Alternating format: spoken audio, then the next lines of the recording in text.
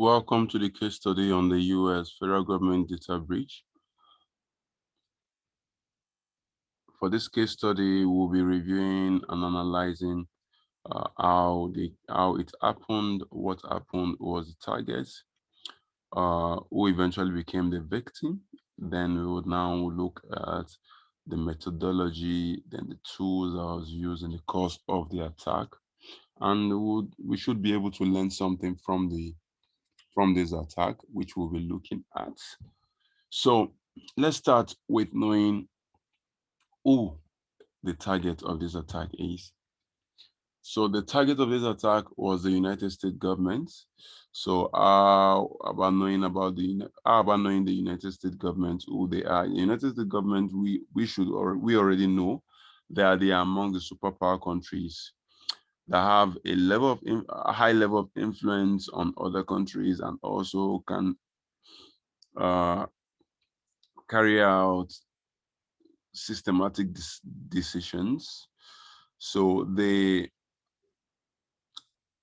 comprise of 50 states, and the economic power of this country is in the private sector. However, they have a very strong public sector regulations.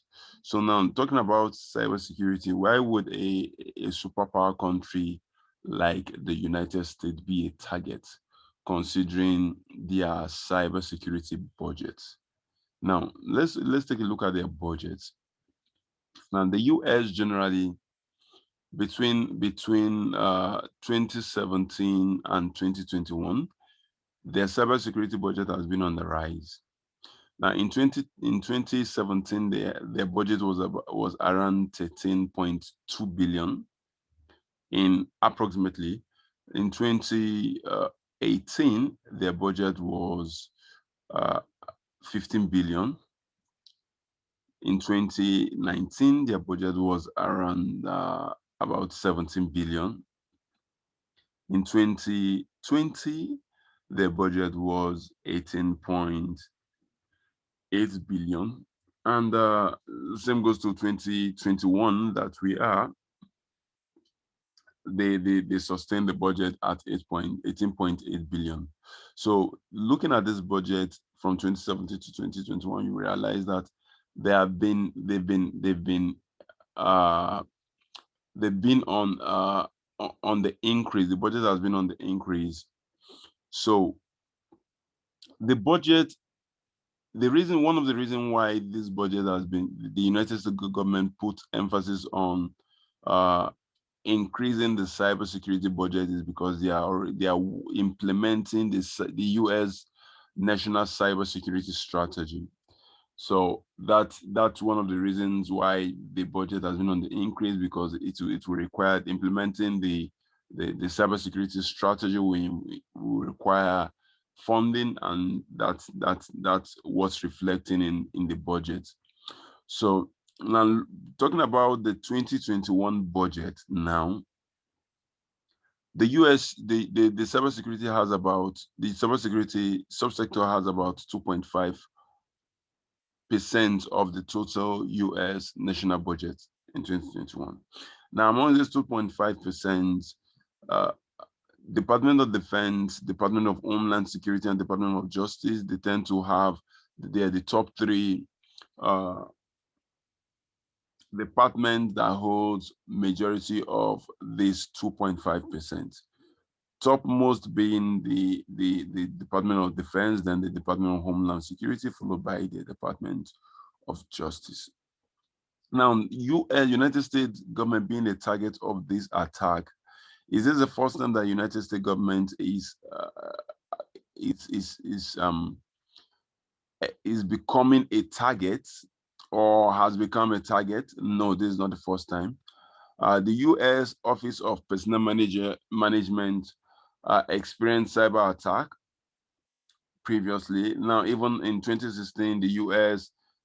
Election interference was also influenced by cyber attack. Then there have been series of private U.S. private companies that have also experienced cyber attack. But for this attack, it is considered to be worst data breach US has ever experienced. The US government data breach 2020 is considered to be the worst data breach the United States government have ever experienced. But let's look at the infrastructure that all the policies that the United States government have. We're trying to understand the target. We're trying to know the target. Maybe from here we can know the loopholes or the vulnerability in the target. But generally, let's look at the infrastructure and the policies and the agencies that the United States government has. Now, the United States government is among the first country in the world that established the Cyber Defense Command. That's the Cyber Command Center, the US Cyber Command. So the United States government benefits from the extensive security innovations from the private sector. The private sector, they keep growing, they keep bringing in new technologies, and these technologies are first and once tested, they are first used by the United States government. So they tend to benefit from these technologies. So that's also another infrastructure that we should be doing the target. Then there is also the national cybersecurity strategy, which was one of the reasons I told us that there's been an increase in their cybersecurity budgets. Then there's the US SAT, that's the US Computer Emergency Response Team.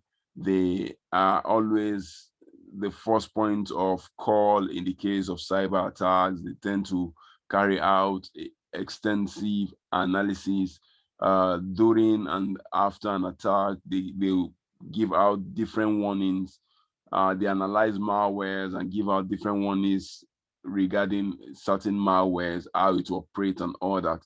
These are just aimed at ensuring that the United States agencies and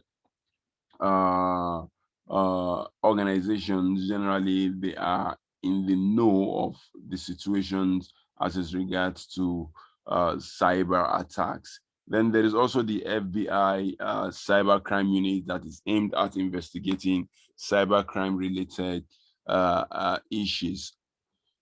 So that is that about the target. That is that about the target. So now let's go further to know who was the attacker. Who was the attacker of the United States government in the data breach that happened 2020? Now, the attacker is known as Cozy Bear. Cozy Bear is an APT group that has been numbered APT 29. It has other names like Cozy Car, the Dukes, Office Monkeys, Cozy Duke. These are other names that can be referred to as Cozy Bear. Now, this APT group has been linked to the Russian intelligence agencies, and it is revealed that, or investigation has revealed that it is led by a foreign Russian intelligence service.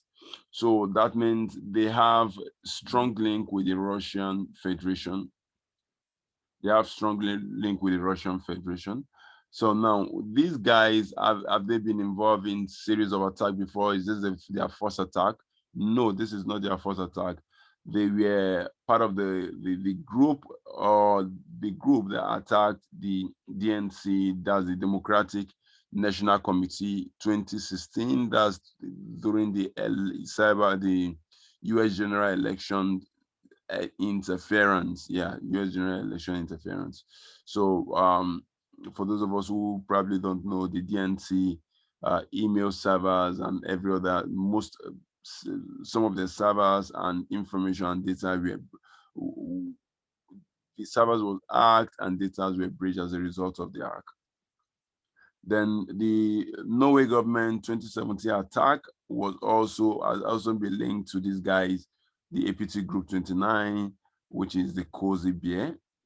Then the Pentagon cyber attack 2015 has also been linked to this guy. So now, why would we consider, what was the reason why these guys, the Cozy Bear, is considered to be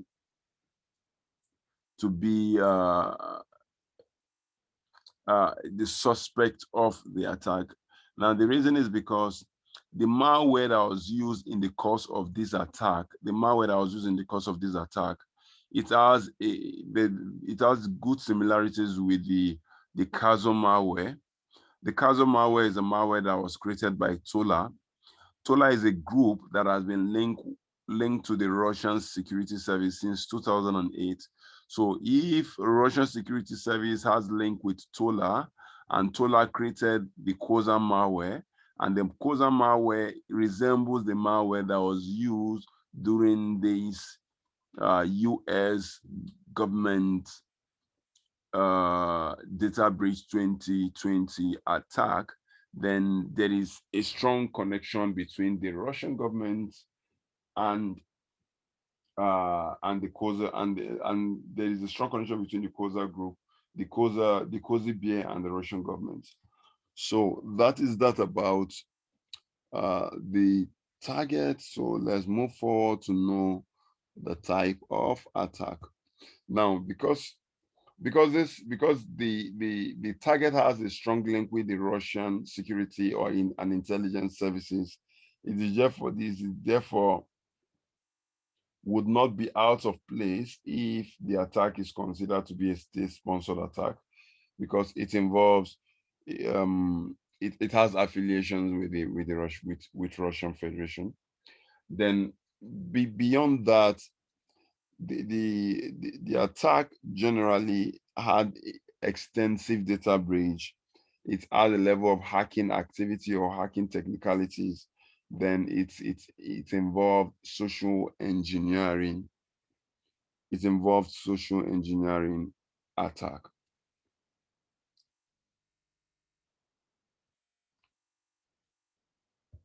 Well, we have seen the target. We have seen the target. Now let us see how long was this attack carried out. How long was this attack carried out? How long was this attack carried out? Now, the actual date that investigation revealed that the date that these guys were able to access the systems or the network of the victims was March 2020.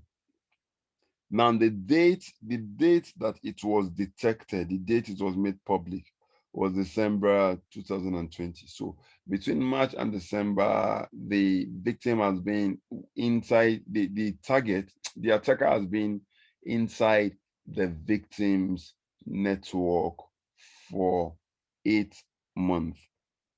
For good 8 months, that's when the attacker has been inside the victim's network. So you can only but imagine the amount of the size of data that this attack, the attacker would have been able to breach as a result of having that long range access to the victims network. So talking about the victim now, let's get to know who. Yeah, we've seen the target. The target is the United States government, but the United States government is large. It has different agencies. It has the organizations from the private sectors. It has public agencies and the like. So let's look at who eventually became victims of this attack. Who eventually became victim of this attack. Now, the Department of Justice were victims of this attack, and they had over 3,000 email accounts that was breached, and that means the attacker was able to access or have credentials of over 3,000 email accounts, and that can only mean that they would be able to access certain confidential, they will have access to certain confidential information.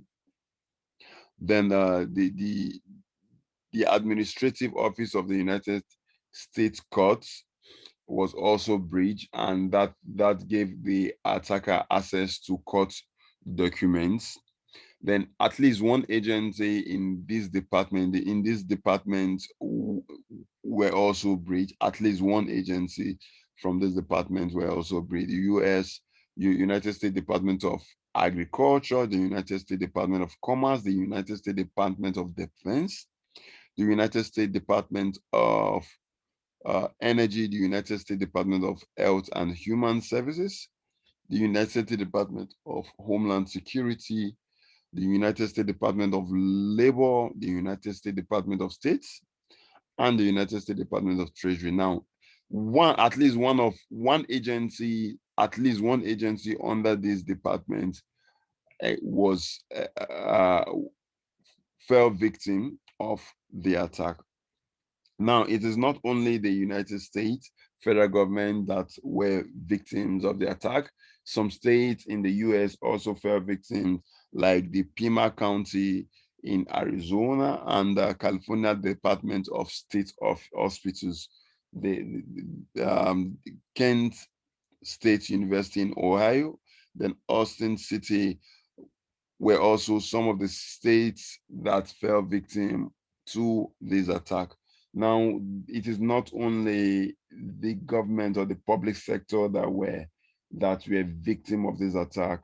This attack also, there were also cases of private organizations who fell victim of this attack, and that includes organizations like like Microsoft, Belkins, Cisco, Equifax, FireEye,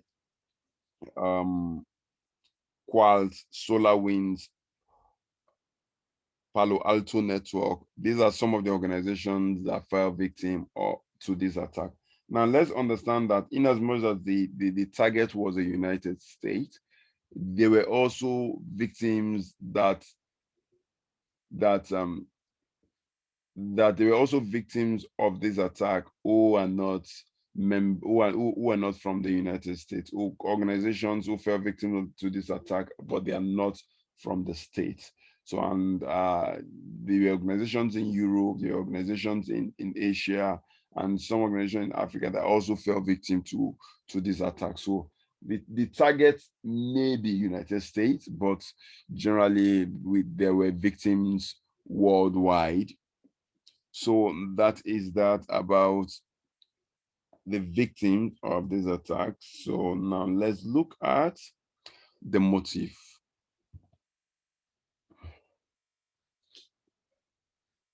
Generally, there is a unified motive for every APT group attack, and that is cyber espionage. Cyber espionage is a unified motive. Is a motive because one of the objective of an APT group is to be in a network undetected.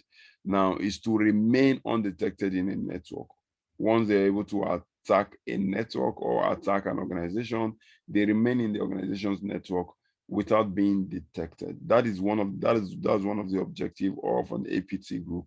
So because Cozy Bear is considered to be an affiliate and has been affiliated to the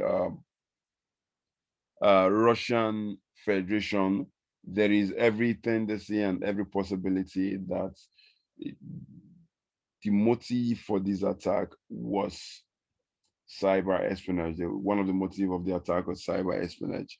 So cyber espionage is considered to be a motive. Then there's also an act of revenge, because now the United States is also a major player in the area of intelligence gathering and the likes. So it can only be assumed that it may be a revenge by the Russian Federation on the United States regarding a certain uh, maybe a certain decision or a certain uh,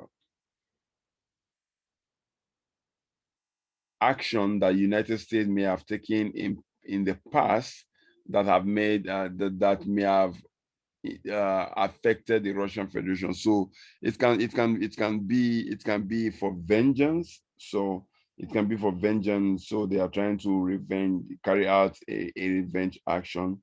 Then the third motive is a proof of concept. Now, a proof of concept is to test. It's a motive that is aimed at testing the possibility of of success in a certain activity. So now this attack is relatively this methodology is relatively new.